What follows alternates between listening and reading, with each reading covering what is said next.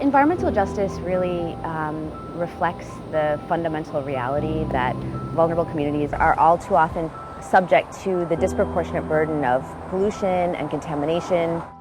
At the end of the day, when we're talking about environmental impacts, at the heart of it are real people's lives.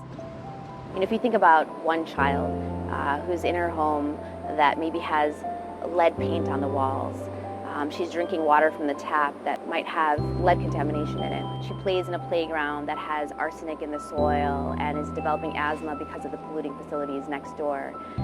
She goes into her school that has mold inside. These are real things that happen on an everyday basis. Not everybody has the ability to simply uproot themselves from a community where they've lived for decades, where their families raise them, where they raise their children. People don't have the financial mobility necessarily to simply get up and go. How do we combat environmental injustice?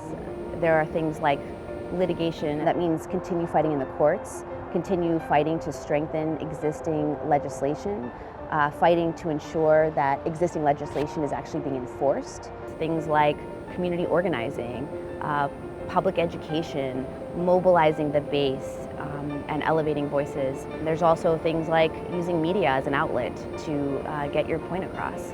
In today's day and age, especially with this administration, I think there are an enormous amount of hurdles in how to address environmental injustices. But the reality is we have to keep fighting.